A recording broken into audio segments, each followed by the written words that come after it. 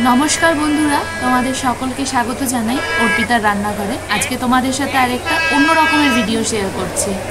अनेक दिनेर बेश इच्छा छिलो এই শিয়ালদা রানাঘাট এসি লোকালটায় উঠবো। মানে আমি উঠছি রানাঘাট থেকে, রানাঘাট শিয়ালদা এসি লোকাল, যেটা রানাঘাট থেকে ছাড়ে সকাল 8টা 29-এ। সেখান থেকে উঠছি। আমি চাকদা থেকে উঠেছি, এটা 8টা 39-এ ঢোকে চাকদায়। আর অনেক দিনে যেটা বললাম ইচ্ছা ছিল, নতুন ট্রেন লঞ্চ হয়েছে, একটু উঠবো। তো অভিজ্ঞতাটা কিন্তু বেশ দারুণ ছিল। আমি আর আমার মা দেখো উঠে গেছি এই ট্রেনে। তো এখান থেকে তোমার চাকদা থেকে আমরা দমদম গেছিলাম। তো দমদম পর্যন্ত ট্রেনের টিকিটের ভাড়া নিয়েছিল কিন্তু 100 টাকা।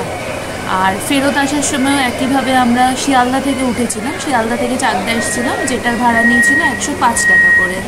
তো অনলাইনে বুক করেছিলাম, ইউটিএস অ্যাপের মাধ্যমে কিন্তু তোমরা ইজিলি বুক করে নিতে পারো, বা যারা যারা কমফোর্টেবল কাউন্টার থেকে যে টিকিট কাটতে তারা কিন্তু সেখান থেকেও কাটতে পারো। তো ট্রেনের এই সংক্রান্তিত ভিডিও তো প্রচুর চলে এসছে, আলাদা করে আর কিছু বলবো না বা দেখানোরও কিছু নেই। তো মানে ফার্স্ট টাইম এক্সপিরিয়েন্স করা, এর জন্যই ওঠা।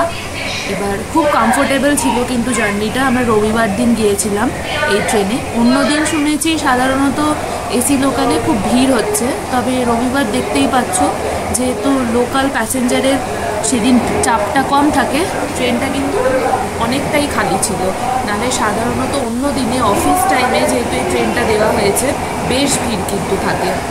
আর দেখো ট্রেনটা এত স্পিডে চলছিল না, চাকদা থেকে দমদমের মাঝখানে কল্যাণী, কাঁচরাপাড়া, নৈহাটি, ব্যারাকপুর, আর মাঝখানে তারপর বোধহয় ওই সোদপুর, খড়দা এরকম জায়গায় দাঁড়িয়ে ছিল, তারপর দমদম। তো সব ডিটেলস তো তোমরা পেয়েই যাবে, বিভিন্ন অ্যাপের থ্রুতেই দেখতে পাবে এই ট্রেনটা কোথায় দাঁড়ায় কি দাঁড়ায় না। কিন্তু ট্রেনটা এত স্পিডে যাচ্ছিল না, মানে বুঝতেই পারিনি যে চাকদা থেকে উঠে দমদম কত ইজিলি, কত কম সময়ে 1 ঘন্টার মধ্যে পৌঁছে গেছিলাম। মানে এটা কিন্তু একটা আলাদাই অনুভূতি ছিল। নাহলে সাধারণত অনেকটা সময় লাগে।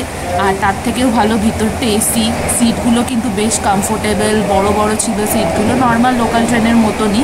কিন্তু এই যে আমরা পাবলিকরাই কিন্তু ট্রেনকে নষ্ট করি, নোংরা করে ফেলি ট্রেনকে। আমরাই যদি ট্রেনটাকে পরিষ্কার রাখি তাহলে কিন্তু ট্রেনটা কিন্তু বেশ ভালো। ভেতরটা দেখো জাস্ট একদম ঝা চকচকে। তো এটা এখন আমাদের ডিউটি, আমাদের পাবলিকের ডিউটি এটাকে পরিষ্কার রাখার। এবার সব কিছুই নিজের হাতে। তো আমরা যেরকম বললাম দমদম নেমেছিলাম, তো দমদম থেকে তো অন্য জায়গায় গিয়েছিলাম। কিন্তু ট্রেনের জাস্ট ভেতরটা দেখো, মানে ভেতরে কিন্তু অনবরত অ্যানাউন্স হচ্ছে। তারপর দরজা খোলার 1 মিনিট পর কিন্তু আবার দরজাটা বন্ধ হয়ে যায়, তার জন্য প্রপার ওরা অ্যানাউন্সমেন্ট করে। আর যে দরজা যখন খোলে উপরে কিন্তু ইয়েলো লাইটটা ব্লিঙ্কও করে। আর মাঝখানে তো টিটি আসছেই, স্বাভাবিক, এসি ট্রেন। কেউ 1-2জনকে দেখেছি তারা হয়তো ভুল করে উঠে পড়েছিল, তো ফাইন তাদের লেগেছিল। আবার অনেকে বাইরে থেকে দেখার জন্য, যেটা কিউরিওসিটি থাকে, সেজন্যও কিন্তু ট্রেনটার মধ্যে উঁকিঝুঁকি মারছিল। তো যাই হোক, ফার্স্ট টাইম এক্সপিরিয়েন্স বেশ ভালো ছিল। তো আমরা দমদম স্টেশন পৌঁছে গেছি। নেমে যাওয়ার পরও দেখো ট্রেনটা কিন্তু দাঁড়িয়ে আছে। আর প্রায় যেরকম বললাম 1 মিনিট মতো দাঁড়ায়। আর তোমার দেখো বারবার কিন্তু ব্লিঙ্ক করছে, ভেতরেও যেটা তোমাদের সাথে আমি ভিডিওতে শেয়ার করেছি, বারবার ব্লিঙ্ক করছে, তারপরেই কিন্তু দরজাটা বন্ধ হয়। তো এটাই, তোমরা কারা কারাই এসি লোকালে উঠেছো অবশ্যই কমেন্টে জানিও। আর যারা উঠোনি একবার কিন্তু অবশ্যই ট্রাই করো, জাস্ট নর্মাল মানে কাছাকাছি কোনো স্টেশনে যাওয়ার জন্য একবার উঠে দেখতে পারো। আশা করি অভিজ্ঞতা ভালোই হবে।